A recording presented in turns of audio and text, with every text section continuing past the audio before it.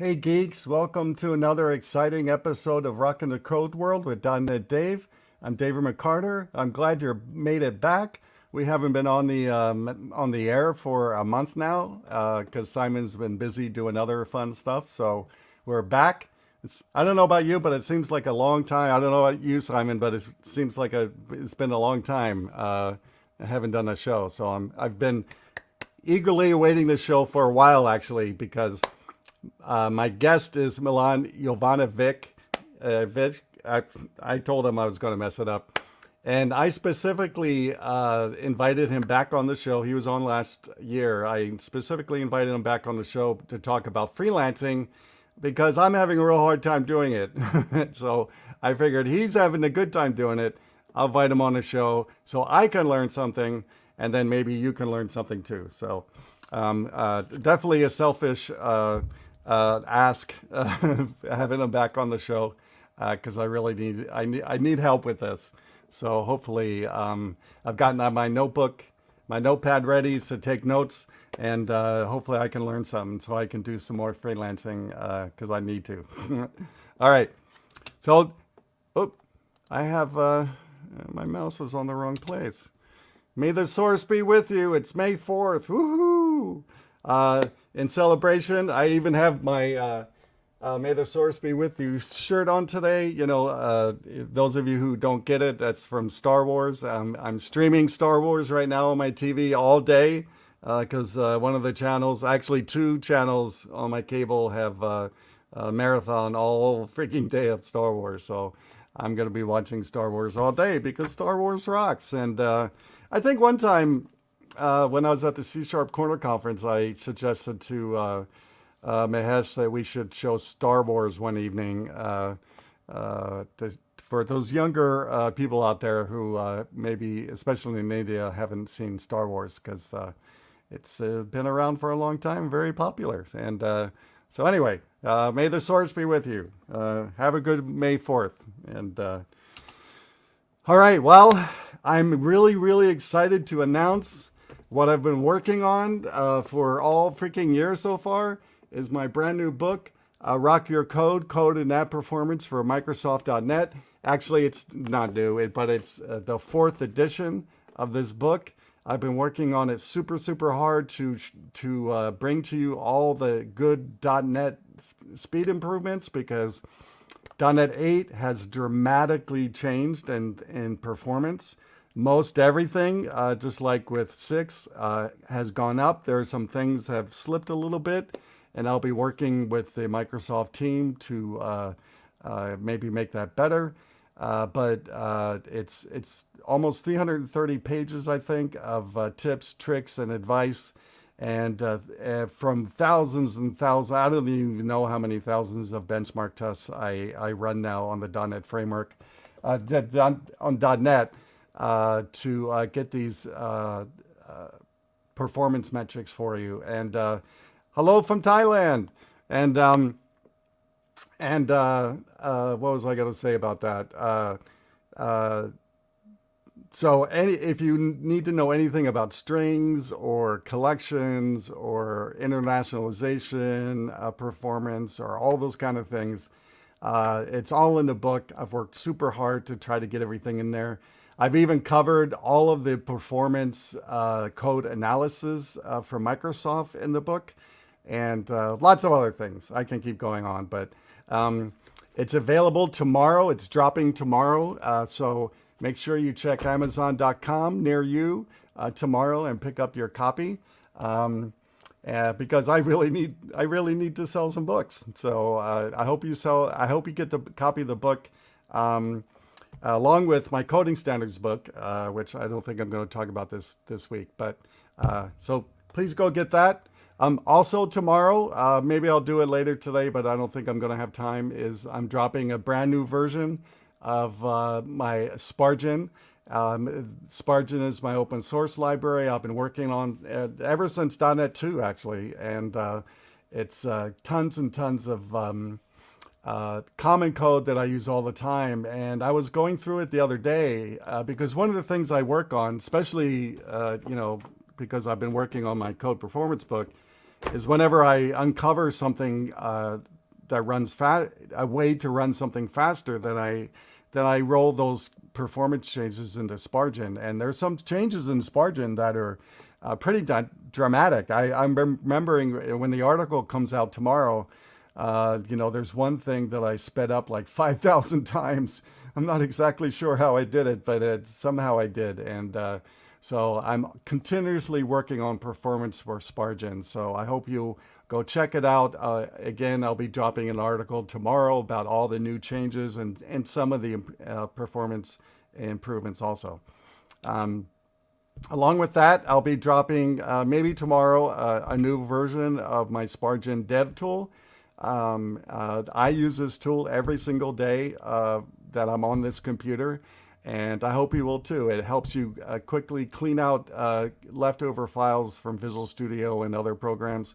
But the feature I use multiple times a day is the turbo backup mode that scans your entire system for source code and quickly backs it up as fast as possible before you lose some code, especially when you're going with source control programs, because I've yet to use a source control program that didn't clobber some code I've worked on. And I hate that. I hate wasting my time by doing something again. So anyway, Spargin helps. The Spargin dev tool helps me not do that anymore. So, all right, the interview. Milan has been in the industry for more than 7 years and was a software architect at his last company. Today, he's a full-time content creator aspiring to help .NET developers improve their software architecture and design skills. He specializes in web application development and works primarily on the .NET stack. He's been a big domain-driven design, and he shares his knowledge daily on various social media profiles and his newsletter. I follow Milan. I like his posts and his newsletters, and so I hope you will too. And welcome, Milan. Hi, David. It's awesome to be here. How you doing? May the source be with you. How are you doing? I haven't seen you for great. Over a year. I'm doing great. Yeah, I can't believe it's already been more than a year since last time I was here.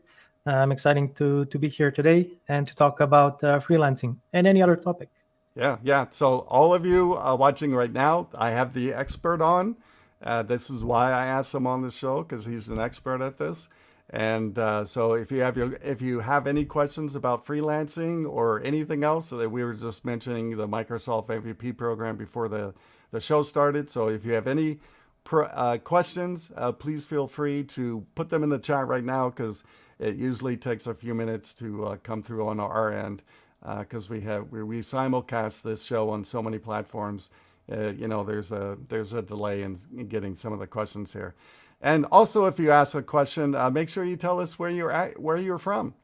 Milan's from Serbia. I'm from America.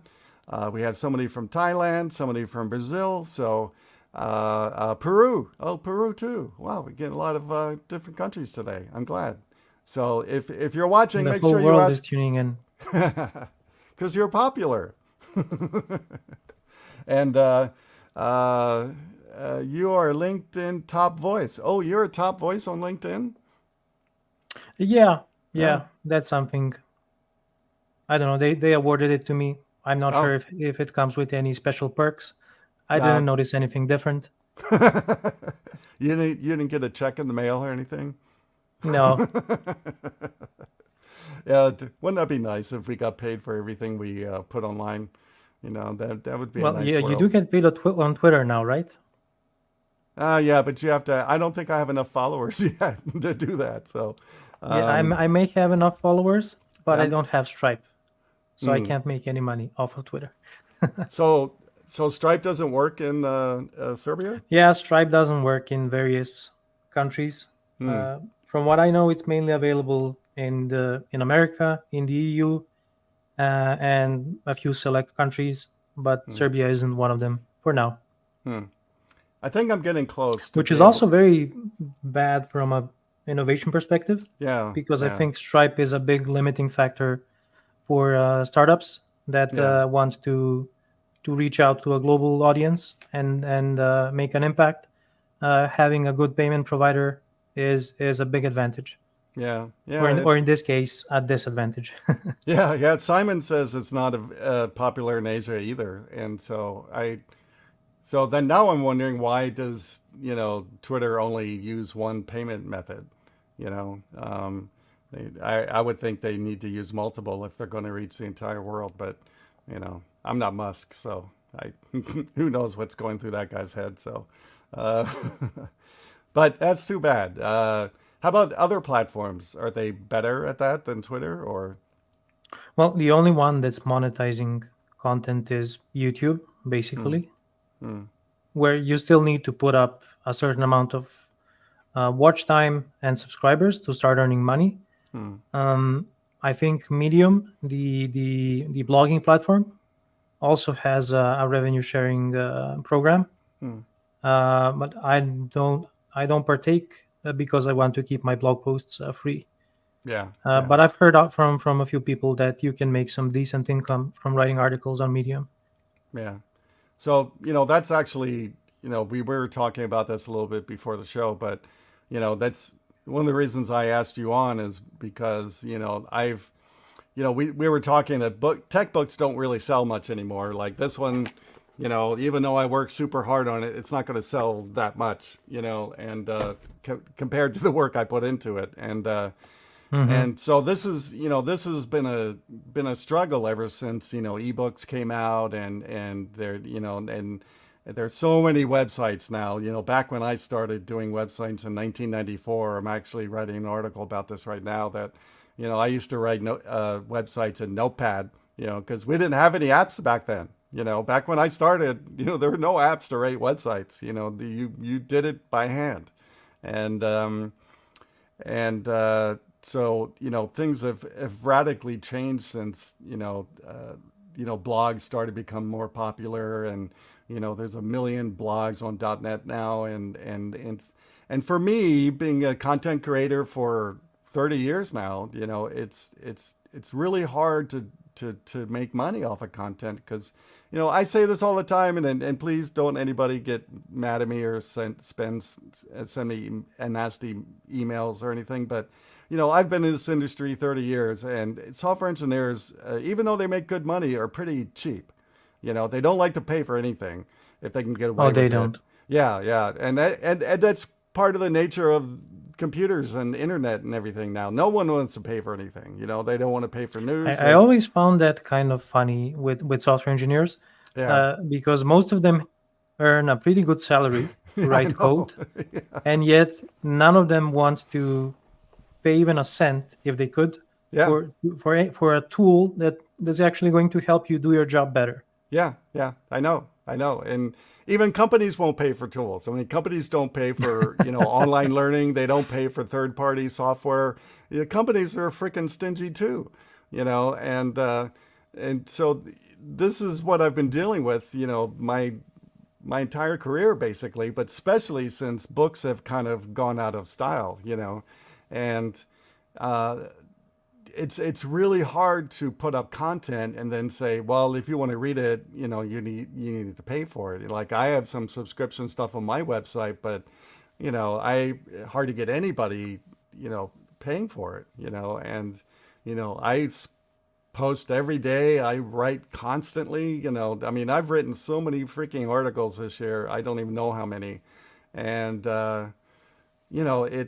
I'm very frustrated trying to find a way to make money in this day and age of technology. And so anyway, long story short, that's why I invited you on, and hopefully that's why a lot of other people are watching. And because we need to figure this out, because right now there's not a super great solution. And we can talk about some of the stuff that you've posted about, but I've even tried some of the stuff that you do, and I've made nothing. So I must be doing something wrong. What did you try?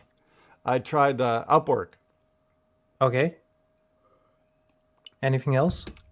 Just Upwork. I just tried one thing, and I applied to a bunch of stuff. Not one single message back. And you can tell me wrong, but Upwork seems a little. I don't know. I don't want to use the word sketchy, but I don't like that I have to pay to apply to freelance work. Right? That just seems really weird to me, and they already take a portion of what you do get paid, so I'm not really sure why they're forcing everybody to pay just to apply. It used to be much better before. Like right now, I think they take a flat percentage of everything you make. I believe it's 10%. Yeah. But they used to have a tiered system in the past that was much better for the developer. Like the more you worked with a certain client, the better off you were. Yeah, and even even the thing, even when you apply to someone's you're looking for somebody, right? And even applying is different charges, right? Sometimes it'll be 16 tokens or whatever they call them. Yep. And sometimes it'll be 8, and so I'm not really sure how they come up with that, but I don't know. It seems weird to me to pay to maybe have someone reply to you, right? Yeah. So let me talk a bit about my experience with Upwork. I had like 2 distinct phases on Upwork. One that was a total failure, and one where I actually made it work. So let's start with the first one. Let's say I was maybe 2 or 2.5-ish years into my career. So I was, I'd say, a solid mid-level developer. I could build stuff on my own, and I wanted to make some income on the side. And I've heard from a bunch of people that you could make a living even off of Upwork. So I figured I would try it, and I'm pretty sure I did what like 90% of developers are going to do when they go up on Upwork, and that is try to find the simplest job possible and then compete on price. As in, try to pitch the lowest offer and hope that you win. And that turned out as well as you might imagine. I got 0 replies. I didn't get any offer. So I think I was trying for a couple of weeks without any success. And then I just gave up. Like, this isn't for me. I'll figure it out maybe in some other life. So the good thing where I gave up was my profile stayed active. And every month you would get a certain amount of these connect tokens, I believe they are called. So after like a year or so, I believe I was maxed out in the amount of tokens that I had. So I had some 200-ish tokens, which meant I didn't need to pay Upwork to apply for jobs. So I believe it was 2022. Yep. I think we were just past the Rona crisis. And I figured I'm going to try freelancing again as just a small challenge. And I opened up the platform again. I see I have all these Connect tokens, and then I start applying to jobs. But this time I was a bit more methodic about it. I did not want to compete on price. So I started to look for some jobs that were, let's say, in the $30 to $50 per hour range, which was for me at the time pretty good money. Yeah. And eventually, there was one job that was my first job ever. It was a software engineer who needed some mentoring with some specific topics in .NET 8. Well, it wasn't .NET 8 at the time, but the latest .NET version. And ASP.NET Core E, of course. So it wasn't a development job; it was a mentoring job. But it was a few hours of freelancing work that I did. Like, it was my first taste of success on Upwork. So that was the much needed validation that that I needed to be able to say, okay, this isn't a scam. This actually works. So let's figure out how to take this success and then apply it to my next offer, to my next job. So I used the same approach, looked for .NET backend developer roles. Ideally, these would be roles that were on a longer time frame. So let's say at least 3 months and onwards. Because I know that if it's a job like that, they need somebody who has good skills. And I was confident in myself that I could provide these skills. So that would be how I set myself apart from everyone else. And eventually, I found a job offer where they were looking for someone specifically in the EU region, but the company that I would be working for was from the US. So they were targeting developers in my part of the world, which is, I'd say, part luck. And then they were looking for, obviously, a .NET dev.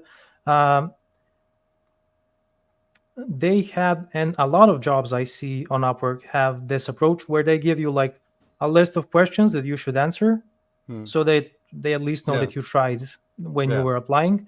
So I really gave it my best whenever I was applying, and for this job in particular. And I got a reply back from the client that started off the interview process. So it was a back and forth discussion where they asked me some architectural questions, like which software architecture would you apply here, why. And after about a week of this back and forth discussion, I landed that job. And I ended up working on it for, I believe, almost a year. Wow. Like, the engagement was a year long. I wasn't working on it full time. It was a part-time thing because I had like my main job. But it was a very, very nice and challenging experience. The project itself was quite interesting for me at the time.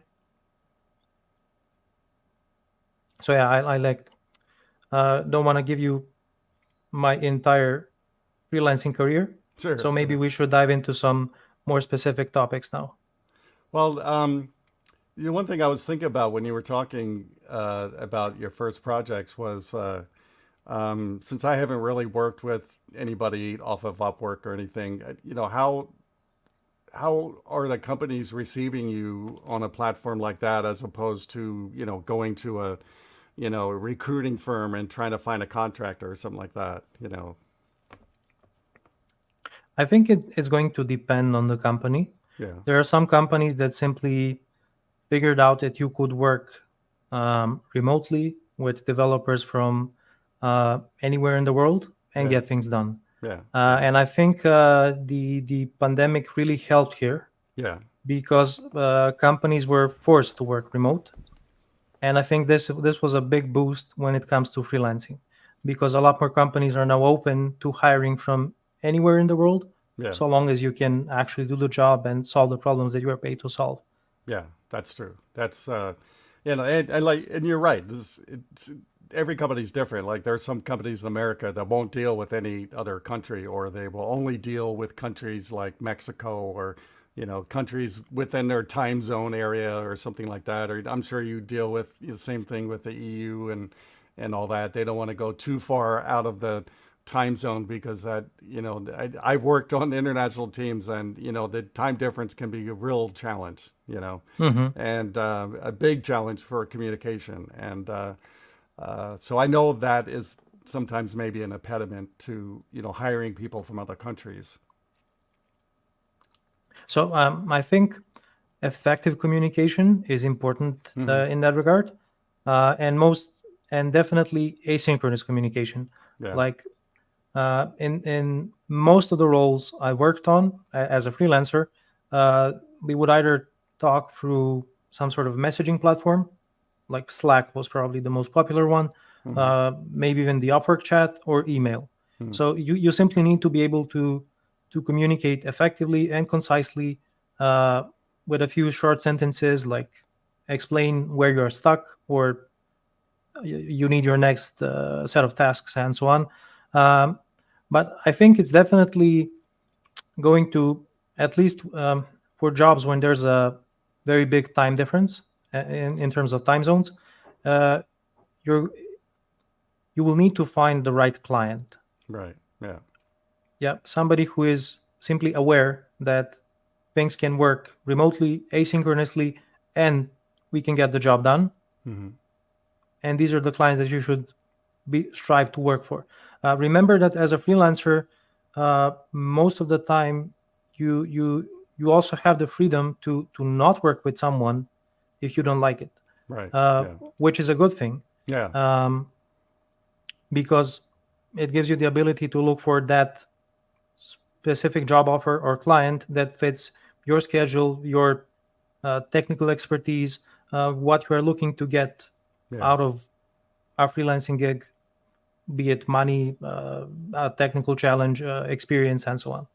Yeah, that's the the part that is good for both the company and the freelancer or the contractor. Really is, when you're on a something like that, then you can cut ties at any moment. It might not make you look good, but you can do it, right? Leaving a full time job is a lot harder, and or being let go from a full time job is a lot harder. So I know I don't see it a lot much anymore here in America, at least. But there used to be a time where there was a lot more of contract to hire kind of thing. That still happens, in the job postings I see, but I don't see it near as much as I used to. Um, maybe because we just need so many more software engineers these days than even a decade ago. Uh, but let's go back a little bit Hmm. to so all the questions I have that I sent you, except for the last one, are all generated by ChatGPT because I'm too lazy to come up with stuff. So the first one I really like though, but what initially sparked your transition from being a software architect to becoming a full-time content creator or freelancer like you do now? So it was multiple things. Hmm. First of all, it was the impact that I figured that I could make if I committed to this full time. Hmm. So I started posting on, like, my social media career, let's call it that. Hmm. Started on LinkedIn, with me sharing what I was learning about in C Sharp and .NET. And then I started talking about some other topics like software architecture, domain driven design, and so on. And eventually, I attracted an audience that resonated with those topics, and they liked the things that I was talking about. And Hmm. my posts would always spark a pretty good discussion, which would benefit both me, that I would be like my ideas would be challenged, which forced me to rethink Hmm. some ideas that I had and Hmm. grow, which is an excellent part of social media. Sure. Um, and then I slowly started to uh, tamper with the idea of starting a YouTube channel, and I finally took the leap of faith, opened up my YouTube channel, and because I had a decent audience on LinkedIn, that channel started taking off. And then after a few months into it, so I was balancing my full-time job, my part-time freelance gig, and then my content creation on social media. Hmm. And I was becoming overwhelmed. Yeah. And I know from past experience, whether in life and in work, that when I feel overwhelmed like that, I come to a point where I need to make an important decision. Hmm. So this decision that I was thinking about was um, quitting my software architect job and going full time into content creation. And I really had to like weigh a few things.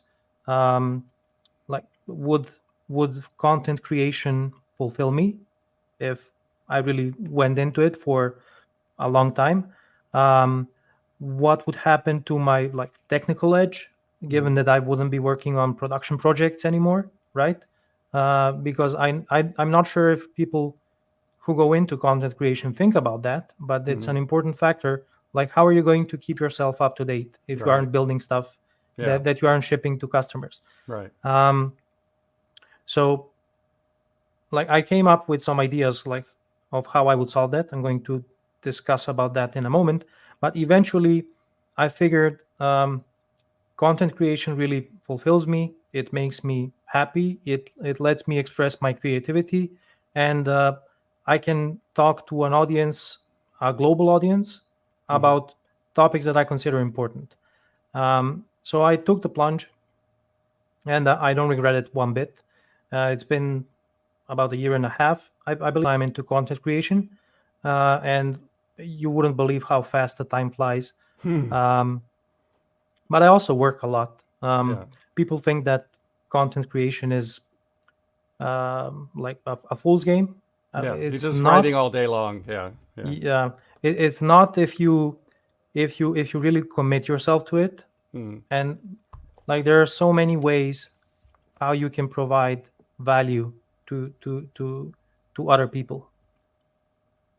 Yeah. I've, my own personal journey, because I am, an older, I, I've been in this career a long time now. I was trying to remember when this happened. It had to be a year and a half, over 2 years ago, that, all of a sudden I wanted to write a lot. I'm the first one to admit that I don't like writing. Most software engineers don't, and, I've always had to force myself to do it when I was, after I was asked to write my first book, back in the 90s. And, but lately, because I am getting, older in this career, then I've had this huge need to get my knowledge out there somehow, right? And and I even applied that to the conference talks I do, right? I don't do conference talks on the latest, greatest framework anymore, right? Because I don't feel that really gets my experience to developers, especially younger developers, right? And so I Hmm. purposely choose other topics, right, that I think is important that a lot of people don't talk about, right? And I've been going that way for well over a decade now, doing that. And um, but it is hard to keep up. And one thing I just remembered, that I used to teach at the local university here for 18 years, and I will admit that being a teacher really forced me to be on top of everything, right? Because I was walking in and teaching the brand new version of whatever, and I had to be on top of it, or at least sound like I was on top of it, right? And it really forced me to learn. And even when I taught at the university, and I do this sometimes with articles, but I would purposely pick topics that I didn't know about, right? I go, well, if I sign up to teach this class, I better freaking know I better talk like I know what I'm talking about before Mm-hmm. class starts, right? And so it was a way for me to, force myself into learning, uh, uh, I wouldn't say against my will, but force myself to keep on top of things. And I don't do that as much anymore. I don't, like I said, I don't keep track of the latest greatest thing too much anymore. But I did back then, and so there's lots of ways to keep on top of things, I think, but it is something that you have to be cognizant of and work on all the time, right? And that's one thing I tell, I've been talking about software engineers forever, and that is, if you don't like to learn, you're in the wrong career, Mm-hmm. Yeah, definitely. because I've had some people in my class that were kind of like, yeah, they just want to learn and then just make money, and I'm going, nope, that's not going to work. This is not the career for you if you don't want to learn, and especially if you want to make the big money, you have to keep learning. It's a constant job. Like every day we're learning, and that's actually one of the things I like about software engineering is that you can never learn everything, right? Kind of like playing music on my guitar, right? You can never learn Mm-hmm. every song, right? And so that you are constantly challenged, and I do like the challenge. It becomes stressful too, but I do like the challenge. Yeah. Yeah, definitely. I really like that angle, that approach. Um, Pick a topic that you are interested in but Yeah. don't know much about, Yeah. and then start talking about it, start writing about it.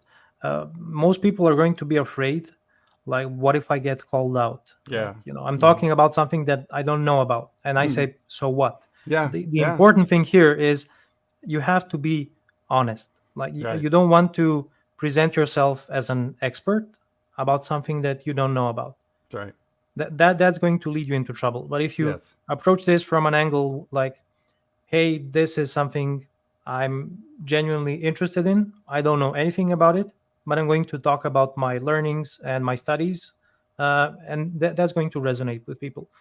Yeah, and I'm going to take a pause here in a minute, but before that, I wanted to say that now I forgot what I was going to say. Dang it! I hate having brain farts. But oh, for those younger developers or even any developer out there watching this right now, I think one of the important parts of being a software engineer and I wouldn't say important, but one of the things to sell yourself, and I'm not talking about even being a freelancer. I'm just talking about getting your next dream job, right? But one of the ways of selling yourself is by creating content, right? And so don't be afraid to create content. You might get called out. One of us might say, no, that's wrong. And that's okay. I mean, that's how you learn. But if you create, I had a discussion, not too long ago with one of my friends who doesn't create any content, and he's looking for a job. And I go, dude, you have to start writing. You have to get your name out there. You have to, have some kind of presence online these days, right? And you don't have to write near as much as I do or you do or anything. Just one post a month, I think, is fine. But Hmm. but you have to work on selling yourself. Even if you have a job, you have to work on selling yourself, because you never know when you're going to walk into the office. Because this has happened to me too many times.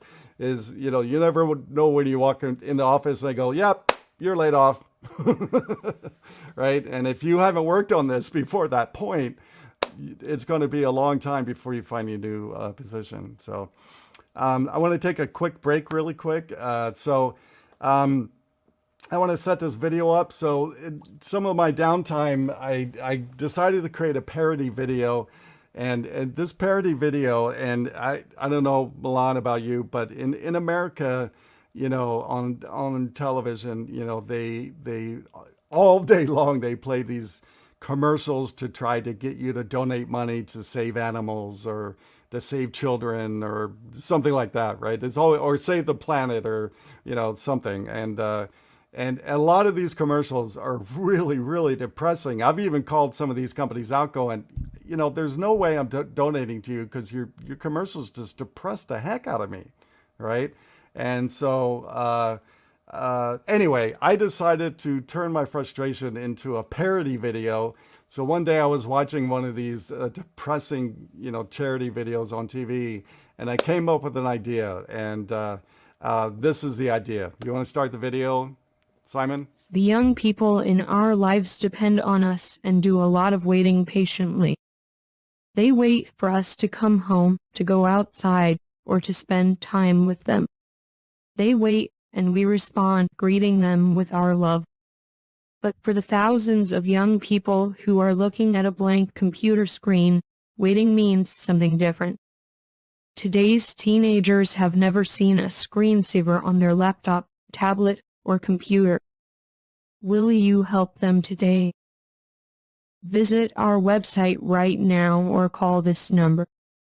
Your $19 a month is all it takes to give a young person who's waiting the chance to feel the comfort of a computer screensaver. Please don't let them wait any longer. Act right now and donate just 63 cents a day.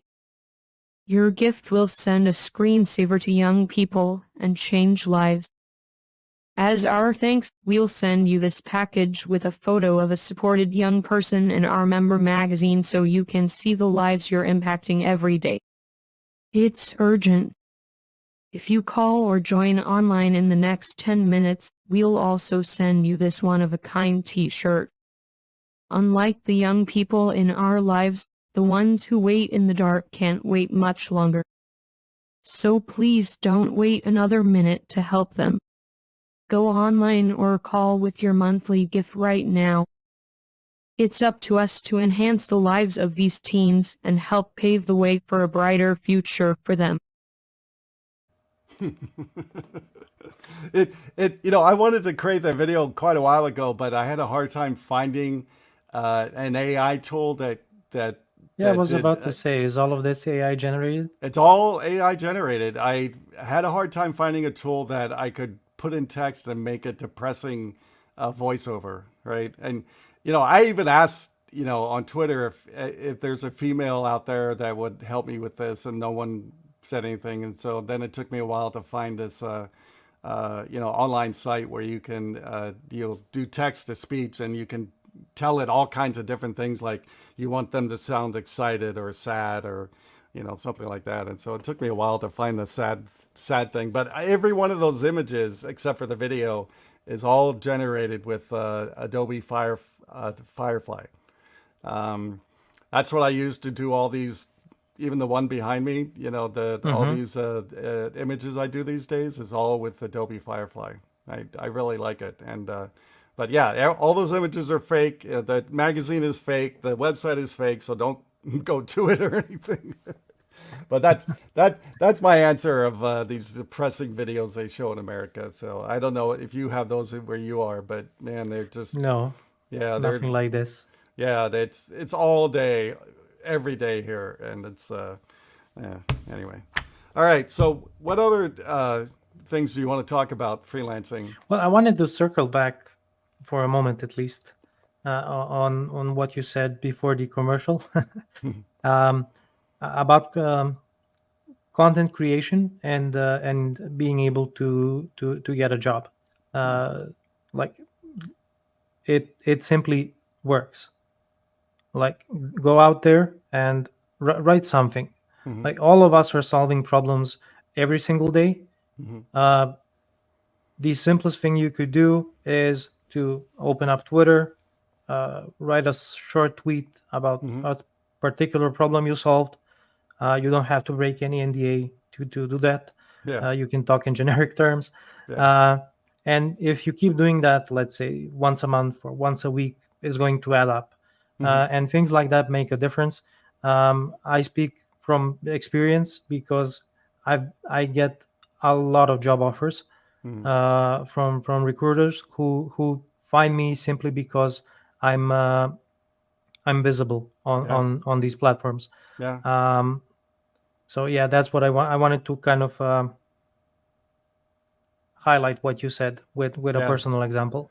And even speaking, really, really helps, because I've gotten multiple job offers just because the person or the recruiter was sitting in my audience and liked me so much that they wanted to hire me, right? And so, again, speaking gives you a lot of credibility, right? Writing does too, but speaking really does. And so if you can get over your shyness and everything like I did to speak in front of people, that is golden, if you ask me, right? And Yeah, definitely. yeah, But it's also very challenging. it's very Like, challenging. It's very tough to get into conferences these days, but yeah, it's okay. So let's continue our discussion about freelancing. And I wanted to share this like interesting story that of what happened for a specific job offer that I ran into on Upwork. The job description was super exciting from a technological perspective. It was a text to speech um, implementation. It wasn't using these. It was a few years ago, so ChatGPT wasn't available yet, and all of the latest cutting edge AI tools that we have right now. So we were using an Azure tool for text to speech. I can't recall the name right now, but it doesn't really matter. yeah. The point is, the job description was really exciting. So I went ahead and applied. But the one problem that I had with that job offer was that their budget was pretty low from my estimate of what it would take to complete the job. It was a relatively long job, like a few weeks probably. And I went in with the idea that I was going to provide value as a potential freelancer. And what I did was I answered all of those generic questions that you get on most job offers. And I left a note saying, like, here's the solution that I would implement. Like, I did a high level solution, but it was detailed enough to showcase my expertise. And then I said, you're free to pass this plan along to any freelancer that you hire. I simply can't complete this job with the budget that you have in place. So it was a very transparent message from my side. Sure. And I was kind of hoping that the client would notice that and just be open to renegotiate the budget. And surprisingly, that's what happened. So the client reached out, pretty much like, you're the most honest here. I like your expertise. Obviously, I had some experience on Upwork. I'm a top-rated freelancer, so that helps also. And we ended up agreeing on a budget that worked for both the client and for me. And then I took the job, completed the job, and everything worked out great. But simply be aware that you don't have to settle for less. Yes. If your life doesn't depend on it, basically. Yeah. Not all of us are in that position. I was Sure. definitely not in that position starting out. I would take any job that I Yeah. could. But after a certain point of time, you have to also start looking out for yourself. Yes. So definitely be open to negotiation, because this is business, right? Right. You're a freelancer for hire, but you can also have your own terms, Right. and people are going to respect that. Yeah. And that applies to any job. I don't care if it's full-time or contract or freelancing. Every job is negotiable, right? And not only the pay, but how much vacation you get and things. Everything is negotiable. And like I used to write in my contract that they had to send me to 2 conferences a year, right? And things like that. So if you can sell yourself good enough, you can ask for anything pretty much. But I never heard about you giving a solution for free and then coming back and negotiating. That's really good. And that's a really good idea, because I'm sure, especially after I looked at a lot of the postings on Upwork, is I'm not sure if all those businesses really know much about software engineering. They just need help, doing this one thing or that thing, and they're not in the tech world basically, and so they really don't know how much the good developers are demanding. So that's really good you do that, and it worked out. That's that's good. I was going to tell another story, but we're running short on time. But that's a good idea. I'm going to remember that next time they don't want to, the pay is too low for me, and maybe I'll come up with a solution for them. Yeah, that's a good idea. Come up with a solution. I'm going to write that down right now. Yep. You just don't want it to take like too much of your effort. Yeah. But something to showcase your expertise and goodwill. Yeah. Because, and you're right. It's it's a good trust thing. Like, I like how you highlighted that they trusted you more because you were willing to say the truth, and not obfuscate things, or not things like that. And to me, the truth is always better, and it might hurt definitely. sometimes, but it's in the end, it's always the best way to go. But before we run out of time, so what are some other quick things people can do to, get started? And this include, what sites that you use, and things like that. So like I have the most experience with Upwork. So I recommend really trying it out. It works. There's a ton of job offers. There's new job offers every single day. Yeah. Their search capability allows you to create a filter. So you can pick out a specific job that you want in terms of technologies, the amount you could earn, the length of engagement. Save that as a filter, and then come back to it every few days, sift through the latest jobs, and just try to apply to a few jobs. And over time, you're going to get better. Sooner or later, somebody's going to reply to your job offer. You can start a discussion, and you can start gaining experience. Because the only reason you're not getting jobs, assuming that you are actually technically proficient, because you probably need to work on that part more before you should start freelancing. So let's say you got a few years of experience under your belt. You know how to build stuff using code.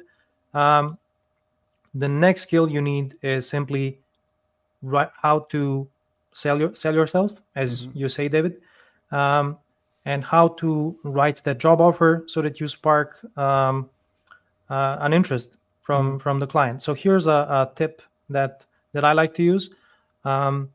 When you open up the client's Upwork profile, sometimes you can see where they are from. It can either be a country, or even better if it's a city. Right. And then what I'll do is I will look up what's the current weather over there, if it's raining or something, if it's snowing, I don't know, and just include that personal touch in your message. Like, hey, I heard there was a big hailstorm down in Dallas. I don't know, something like that. People are going to read that. They're going to notice you because you actually took a bit more effort than anybody than the other freelancers. And so that there's a simple hack how you can differentiate yourself.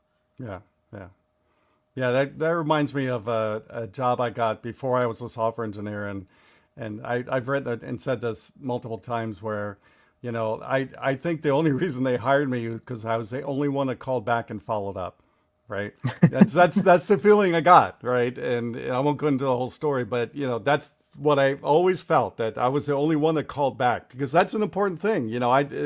It's kind of things have changed since I started being a software engineer, but back then it was important for you to follow up after the interview. And this was before people used email much. It was all through phone and things like that. But I called.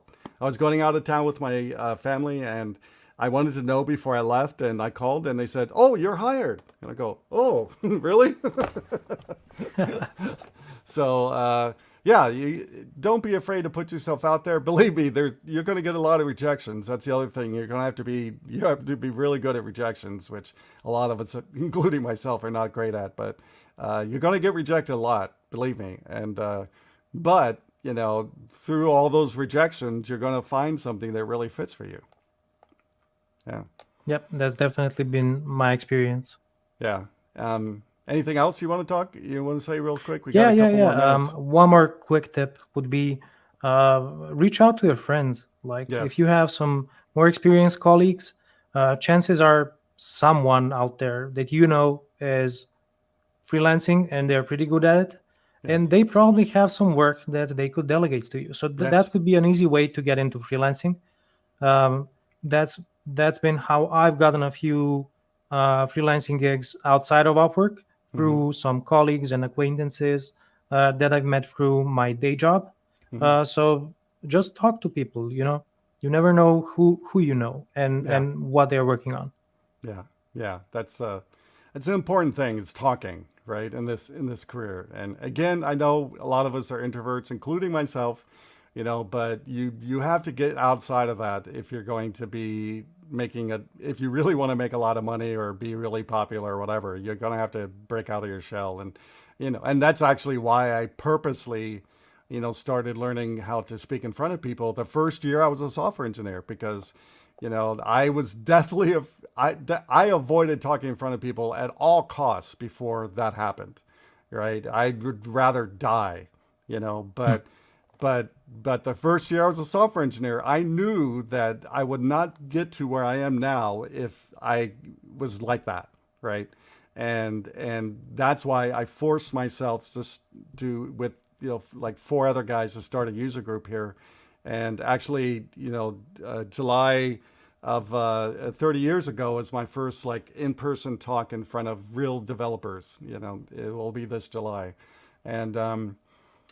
But and in the beginning I was terrified, right? And I've talked about this a lot, but I was terrified of speaking in front of people, even when I did it, And even my first conference, that was here in San Diego, a conference called me and said, "Hey, will you come speak?" And I go, "Okay," but I was so afraid because that was the first time like I spoke in front of, 200-300 people with a microphone and everything, and it's terrifying. But How do you get over that fear? For me, it was just doing it over and over again until it went away. I know some people, it never goes away. I mean, there's musicians like, if you've ever heard of Barbara Streisand, she still throws up before she sings in front of people, and she's in her 70s or 80s, right? So for some people, it never goes away. But for me, I just kept doing it. And, I've spoken in front of so many people now that it doesn't even bother me anymore. I get a little bit nervous the first time I'm speaking in a new country, right? Like I remember the first time I spoke in India, I was a bit nervous, right? Because I don't know how the developers there are going to, accept me, right? And so I get a little bit nervous at new places like that. But other than that, I can talk in front of 800 people and not get any nerves anymore. But like I said, it's just keep doing it over and over again. You're not going to like it in the beginning, believe me. But the reward in the other side is really, really big, right? And nobody in the tech world got there by being quiet. Right? Oh, yeah. Nobody. It's usually the noisiest people you hear about, right? In anything, right? Even politics, right? But yeah, you just have to keep doing it. That's my big advice right there. It's just keep trying. It's going to be tough. You're going to get rejections, but just keep doing it because it's very rewarding. For me, sharing my knowledge since I've been doing the first year I was a software engineer is the biggest reward to me, really, is that, right? And if I could make money just doing that, right, as a full-time job, I would do it, right? But, the real world isn't always like that, so. I think you could also be a motivational speaker. Yeah, You're making me excited here. Like, I'm going to apply to speak at a conference now.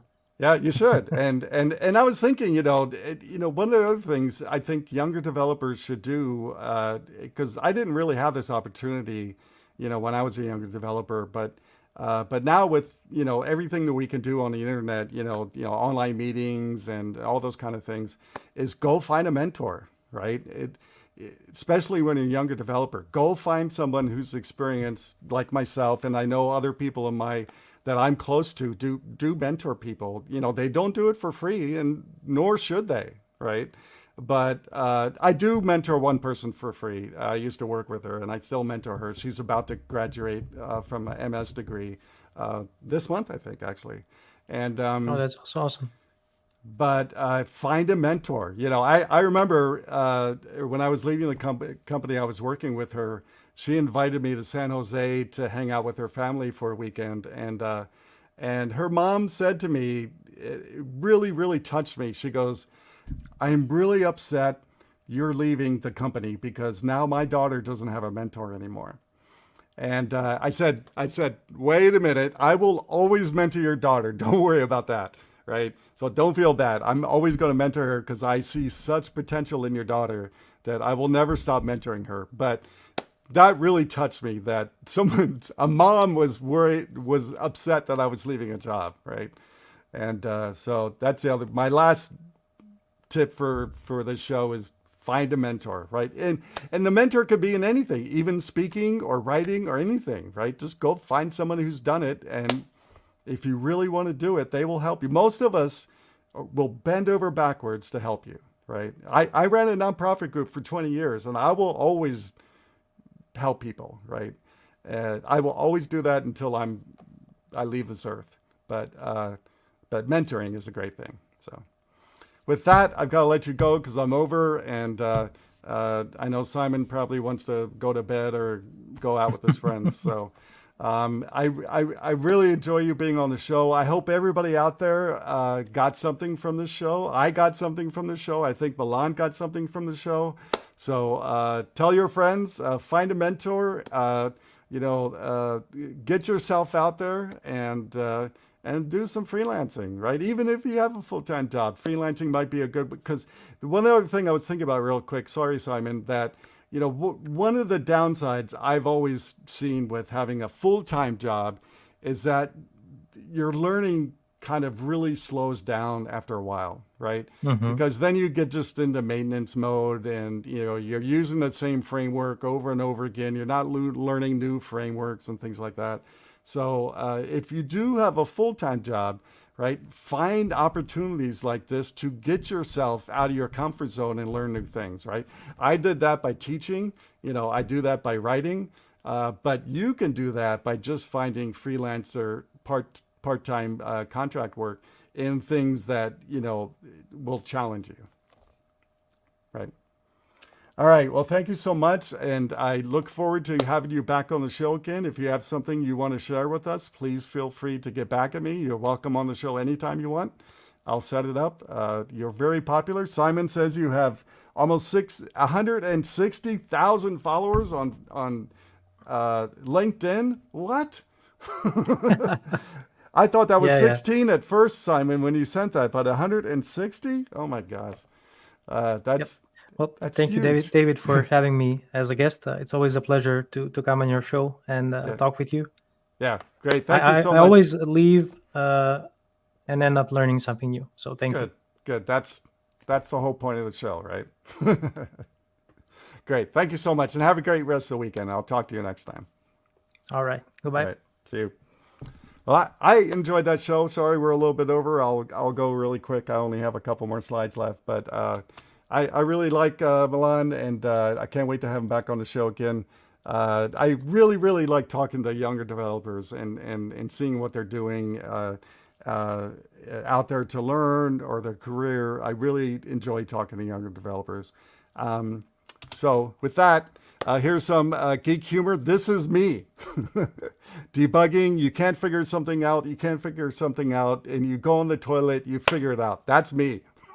I don't know why that is, but I can not figure something out for hours, and as soon as I go to the bathroom and come back, I figure it out. I don't know what the deal is, but obviously it's not just me. because someone did a cartoon on it. As always, I hope you will help me help the kids from the slums in Delhi, India, by donating. We're just talking about how cheap software engineers are. Go donate whatever you can. I don't care if it's $1.